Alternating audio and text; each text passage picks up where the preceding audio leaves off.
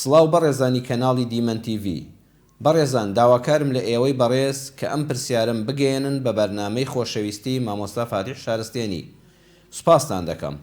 پرسیارەکەم ئەمەیە: سڵاو مامۆستای بەڕێز، ئایا کەسێک کە بە هەر ڕووداوێک هەردوو قاچی لەدەست دابێت و هەردوو پێیەکانی لەدەست دابێت و ئێستا بۆ ڕۆیشتن دوو قاچی دەستکرد بەکاربێنێ و ئەم کەسە کە پێیەکانی ئەم کەسە کە کاتی دەستنوێژگرتندا بۆی ئەستەم و سەخت بێت کە هەموو کاتێک هەردوو قاچە دەستکردەکانی دابنێت بۆ ئەنجامدانی شۆرینی ئەو بەشەی کە ماوە لە قاچەکانی، کە لە ڕاستیدا ئەو کەسە هەردوو پێیەکانی لە دەستیشدا بێت.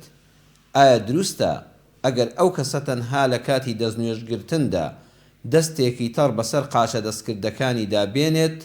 خوا پاداشتی خێرتان بداتەوە ئەگەر لە ڕووی شەرعەوە ئەو بابەتەم بۆ ڕوون بکەنەوە. سوپاستان دەکەم. دڵسۆستان کەم ئەندامێک.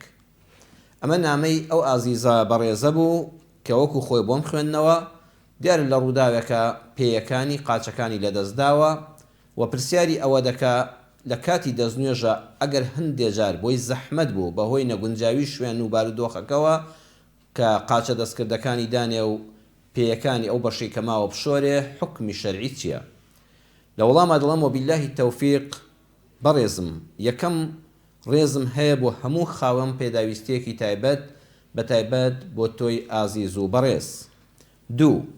شتنی قاچ لە کاتی دەستنوێژدا بە نەسی قورئانی پیرۆز لە سوورەتی ئەلمائیدە ئایەتی 6دا تا ئەو ئێسقەڕەقەیە کە گۆزنگی پێ دەڵێن، کە قاپەڕەقەڵەی پێ دەڵێن، کە ئێسقەڕەقەکەی قاچی پێ دەڵێن لە زاراوەی لە شوێنێکی کوردستاندا.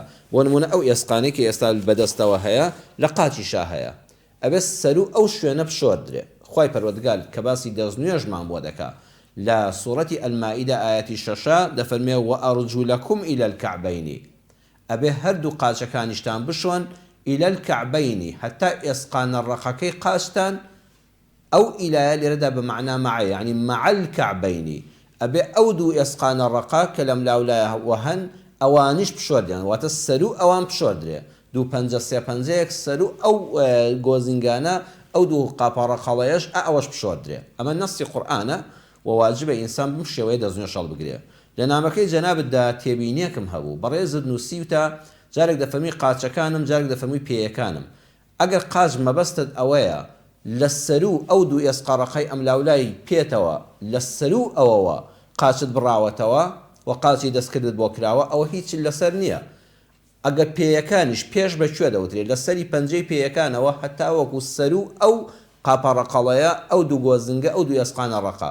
ئەگەر بەشێک لەوە ماوە هەیە قاچی پەڕیوە ئێسقانەکەی پاژنەی پێی ماوەتەوە، یان ئەو دوو ئێسقەڕەقەڵەیە ماونەوە خوار ئەو بڕاوەتەوە، ئەمە شوێنی دەستنوێژە. واتە ئەگەر تەنها بەشی پەنجەیەکی پێوە مابێ خوار ئەو دوو ئێسقەڕەقە ئەبێ بشۆردرێ.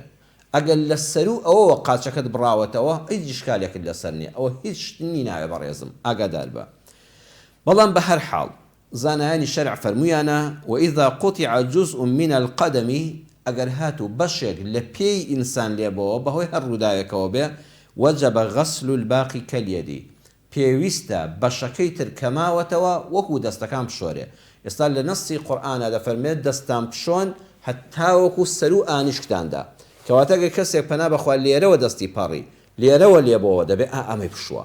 ئەگەر تەنها ئانیشکەکەی مابەوە ئەبێ ئەم ئانیشکەیە بشووە، بەس ئانیشکی مابەوە بۆ قاچەکەش وا حساب بکە لە سەری پەنجەکانەوە لێبەوەتەوە بەس ئێسقانەکەی سەرەوە ماوەتەوە ئەو شوێنی دوو ئێسقە بچووکە ئەبێ ئەو شوێنە بشووە. ئەگەر لە سەروەوە بوونە کەسێک دەستی لێرەوە لێبەوەتەوە ئەمە هیچ شتنی ناوێتەوە بووە، وەکو دەست دوایە.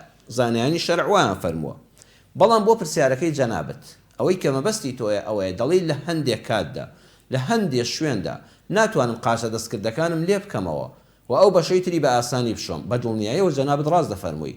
جار هەیە تۆ لە ماڵی خۆتانی، لە حەمامی ماڵی خۆتانی، لەسەر مەغسەلێک بۆ خاوەن پێداویستێکی تایبەت ناڕەحەتە قاچە دەستکردەکانی دانێ، قاچەکانی بەو شێوەیە بەرزکاتەوە سەر مەغسەل ئەو پارچەی کە ماوە لە پێیەکانی بیشوەرێ و لەوە دەچێت دواتر ئەمجا قاچی تەڕە ناتوانێت وشکی بکاتەوە، گۆرەویەکە لە پێکا پارچە قوماشەکەی لێباڵێنێتەوە بە تەڕی بکاتەوە ناو ئەو قاچە دەستکردەوە تووشی ناڕەحەتی و نەخۆشی دەکا.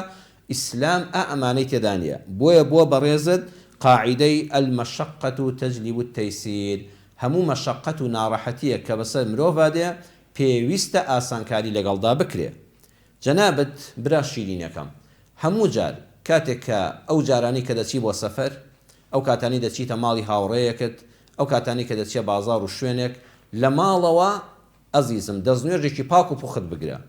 ئەگەر لە چوارچێوەی شارەکەی خۆتدا بووی ماوەی شەو ڕۆژێک وەکو مەسحی سەرخۆف دەستنوێژ بگرە پاک و خاوێن قاچە دەستکردەکانت لە پێکە ئیتر هەتا 24 سەعات لە دوای ئەوەوە کە دەستنوێژت گرتەوە قاچەکانت دامەنێت تەنها دەستێکی تەڕیان بەسەرا بێنێ بەسەر لای سەرەوەیدا و کافیە. جەنابەت هەر وەختێک چووی بۆ سەفەر هەر وەختێک چووی بۆ سەفەر سەفەرەکەت لە شاری خۆت چوویتە دەرەوە نزیک بێیان دوور بێ گرنگەوەی لە سنووری شارەوانی شارەکەی خۆت و گوندەکەی خۆت بڕۆیتە دەرەوە. ئالەو کاتەدا ئەزیزی من برای خاوەن پێداویستی تایبەت دەستنوێژەکەت پاک و پوخت هەڵگرە قاچە سناعی دەستکردەکانت لە پێکە تا 3 ڕۆژ تا 72 سەعات ئەزیزم پێویست ناکە جارشکە قاچەکانت دانیتەوە دەست بوو چاوت دەشۆی دەست دەشۆی مەسحی سەرت دەکەی قاچەکان دامەنێەوە هەر دەستێکی تەڕیان بەسەرا بێنە و کافیە ئەوە تەواو بوو. ئیلا مەگە بۆ خۆت حەز دەکەی لە کاتی خەوادای دەنەی بە بێگومان بۆ قاچانەوە ناخەوی ئیتر لە بەیانی ڕۆژی داهاتوودا لە ماڵێک بی لە ماڵی هاوڕێیەکت بی لە هۆتێلێک بی لە هەر شوێنێک بی دەستنوێژ دەگریتەوە کە دەستنوێژگیر قاچەکان پشەوە جارشکە سەر لە نوێشەوە ڕۆژیشکە دەست پێ دەکات لە وەختی خەوت ناکەدادنە خوفەکانیش بەتاڵ دەبێتەوە. ئەمە کار ئاسانیەکی زۆرە بۆ تۆ لە خۆتی قورس مەکە زۆر بە ئاسانی وەریگرە هەتا بۆت کرا ئەگەر لە خوار ئەو دوو ئێسکەڕەکەی قاچەوە قاچت ماوە پێیەکەت پێوەی ماوە ئەوە بیشۆ ئەگەر پێوەی نەماوە لە سەرەوە هەر هیچ لەسەر نییە. ئەگەر توانای شتنن نەبوو کار لە خۆت قورس مەکە عەرزم کردی وەکو مەسحی سەرخوفەین لە ماڵە شەو ڕۆژێک لە سەفەرە 3 شەو و 3 ڕۆژ یان ئەو کاتێک کە دادنا مەجای دەستنوێژی ئیسراحەتت هەبەوە بیکە ئەو کاتی دەستنوێژت چکا و مەجای شۆرنی قاچەکانت نەبوو قاچە دەستکردەکانت دامەنێ تەنها دەموچاوت دەستت مەسحی سەرت لە کاتی شۆردنی پێیەکانتدا دەستێکی تاڕ بەسەر قاچە دەستکردەکانتدا بێنە.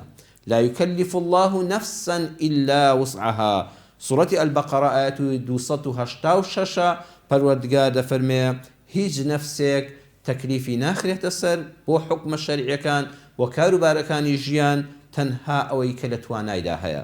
بۆیە اتخذ الفقهاء أساسا لقاعدة كلية لەم ئاەتەوە زانایانی شەرع ناس و زانایانی بواری فقهی ئیسلامی یاسایەکی گشتیان وەرگرتووە دەڵێن التكليف بحسب الوسع تكليف وأرك لسر إنسان أرك دزنويش تكليف لسرد أبي بوش جوابي كقرآنك باسي كردوه دزنويش زور بروني لقرآن باس كراوه بلان بحسب الوسع ببيت وانايا تو كاتك خاون بيداويستيكي تايبتي دست بيكان اللي دست داوا أو تكليفا لسرنية كقات ساغق لسريتي وكاريبو آسانا بەپێی ئەوەندەی کە زانیت تووشی ناڕەحەتی دەبی خۆت تووشی ناڕەحەتی مەکە قاچە دەستکردەکانت دامەنێ خی گەورە پاداشتی تەواوت بۆ دەنووسێ دەستێکی تەڕ بەسەر قاچەکان تا بێنە بەو شێوەیە کە پێشتریش بۆم ڕوون کردیەوە.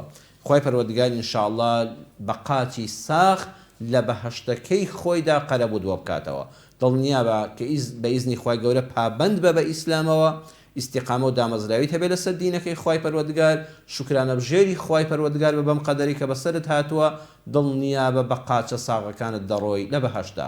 پێغەمبەری خوا صلی الله عليه وسلم کاتی عەمری کوڕی جەموح قاچەکانی تەواو نەبوو قاچێکی شەل بوو زۆر بەرز بووەوە بە ناڕەحەتی بە ڕێگادا دەڕۆی وتی ئەی پێغەمبەری خوا صلی الله عليه وسلم کاتێک کە لە پێناوی خوای پەروەردگارە ژیان بەسەر ببم و بمرم و شەهید بم ئایا لە بەهەشتا ئەم قاچە شەلم دەمێنێ فەمووی ناوەڵڵاهی بە قاچی ساغ دەڕۆی لە بەهەشتا. کاتێکیش کە شەهید بوو فەرمووی دەڵی چاوم لێیە ئێستا عەمر بە قاچی ساغ بە بێ شەلین و ناڕەحەتی وا بەناو بەهەشتا دەگەڕێ. ئەوەی خاوەن پێداویستی تایبەت ئینشاءڵڵا ڕوو لە خوای پەروەردگار بن دڵتان بە ئیسلام و دینداریەکەتان خۆش بێ بە پێی توانە لە عیبادەتەکان بەردەوام بن پاداشتی ئێوە زۆر لە ساغەکان لای خوا گەورەترە و بەویستی خوای پەروەردگار بە ساغ و سەلامەتی دەچنە بەهەشتەوە خوای گەورە هەموو لایەکمان لە بەهەشتەکەی خۆیدا بۆ هەمیشە ئاسوودە و ئیسراحەت پێ بدە.